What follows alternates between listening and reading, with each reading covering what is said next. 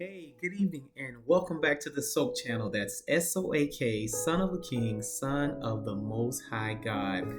Thank you all so much for logging back into the channel. Please like, share, and subscribe, and forward this information to someone that you may be thinking that may be needing some encouragement of some form. You guys know what this channel is all about: encouragement, enlightenment, and things of that nature. Just wanted to talk about a couple of things just briefly, as I always do. First of all, I'd say, first and foremost, thank God, for the storm passing. We didn't get affected as much, other than just some flooding in the yard and things of that nature, but not anything serious as what we've seen on the news and other people. So let's keep those people and ask God to, pray for those who hasn't been as fortunate as maybe you or myself or others.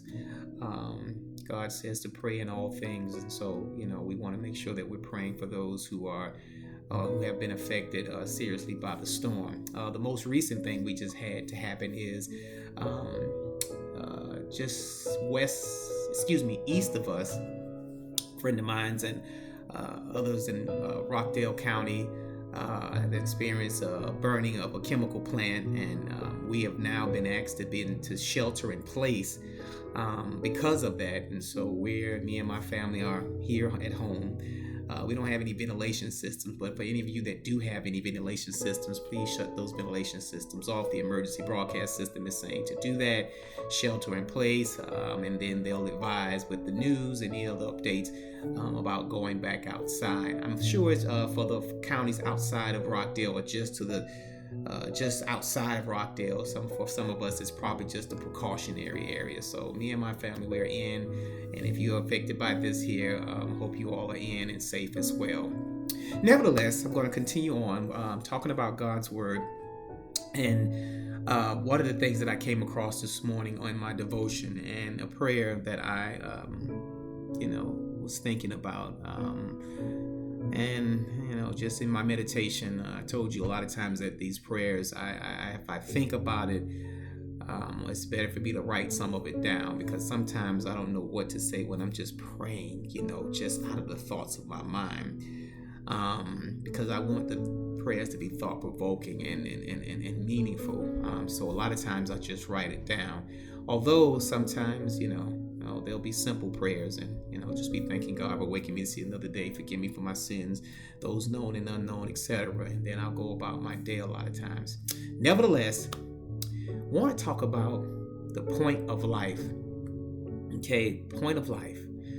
And one of the passages that I came about is what's believed that King Solomon was talking about here. Okay.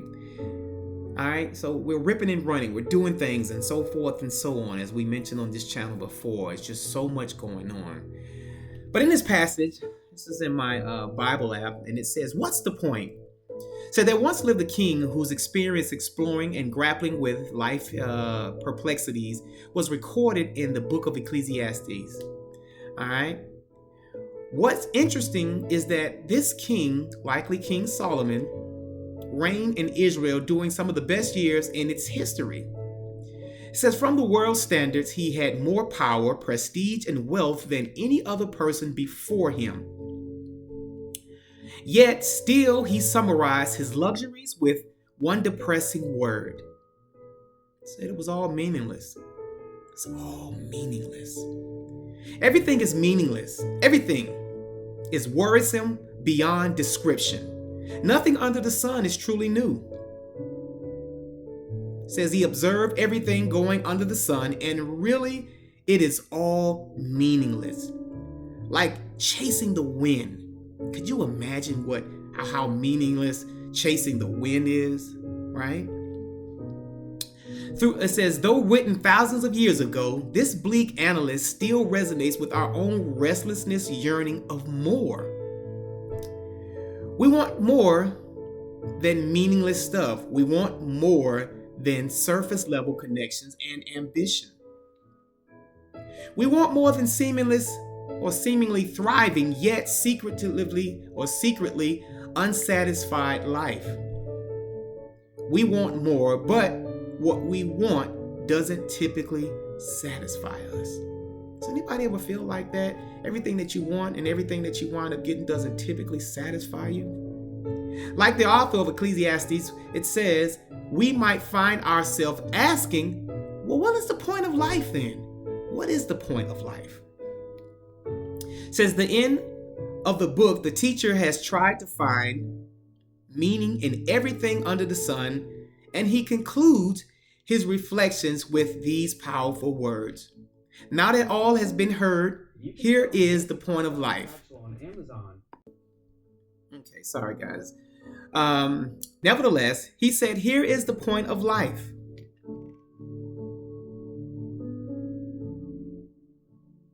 It says, we can choose or we can chase after everything this world has to offer, and it may bring temporary pleasure, but in the end, purpose, those things apart from God, will always leave us empty.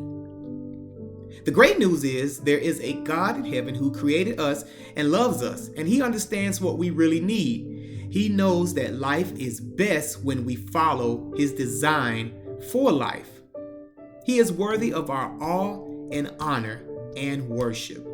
So fear God and keep his commandments. Love him with everything in you and love your neighbor as you love yourself. This is the point only when life will no longer be meaningless. I think about this passage and I think about what me and my wife was talking about earlier, and talking about the scriptures. And one of the scriptures, it talks about, one of the disciples, I believe, or someone was asking, such as in this passage, it says that love yourself with all your heart, love God with all your heart, and love thy neighbor like you love yourself. And so in the scriptures, it kind of explains which is the greatest commandment of all the 10 commandments, all right? Or which are the greatest commandments of all the commandments that God had given. And Jesus, I believe, replied, the greatest commandment is to love God with all your heart and love your neighbor as if you love yourself. What does that mean? Well, if you love God with all your heart, then you won't be robbing people, which is one of the commandments, that thou shalt not steal, all right? You won't be cheating on your wife, committing adultery, all right? Because in God's word, if you love God, that means you're listening to his word, you would follow his word, which means you wouldn't do these things. Love God with all your heart, all your soul. You won't worship any other God, because in God's commandment, it says, do not worship any other God but me. Okay, thou shalt have no other God before me. Okay, so if you love yourself, and love God with all your heart, you won't be doing these things. Love your neighbor as if you love yourself. Well, you're not going to steal from yourself. Love your neighbor as you love yourself. All right, you're not going to, don't commit adultery, don't commit fornication. Well, you're not going to screw around on yourself, right? Or you're not going to, do those things within the 10 commandments that to yourself, to your neighbor, and vice versa. Okay? So that's why loving God with all your heart and loving your neighbor like you love yourself is the greatest of the commandments. Okay? It falls up under everything. So I would urge us to say, just pay attention. Life is meaningless. Just imagine chasing the wind. It's meaningless. What are you going to gain out of chasing the wind? You'll never catch it. You'll never catch it. But if you honor God, life will not feel meaningless to you. There'll be a peace over you, all right? There are a lot of things that are going on. There's a lot of things that sometimes I even struggle with, right? But I just keep trying and keep running for God. I get off the horse, fall off the horse, get back up, dust myself off, and I keep trying to run after God. Which leads me into my next video, running after God and life being meaningless. And sometimes I want to say, man, it's all Adam and Eve's fault. This is all their fault. So in my next video, I'm going to talk about that just briefly in the prayer that I sat around this morning and prayed in reference to that. So guys, look for that video. This is the Soak channel. I hope this finds you well this morning. I hope that you are encouraged by the words that I've spoken. Remember that I am not saying this as if I am a perfect person. I am saying this because I'm not only trying to encourage you, but I'm also trying to encourage myself. Sometimes I go back and look at my videos and just simply try to encourage myself because it is hard out here. Stay tuned for the next video. That's Blaming Adam and Eve. This is the Soak channel. That's SOAK, Son of a King, Son of the Most High God. Until next time, guys, take care of yourselves. Continue to love each other and get closer to God every day. Peace.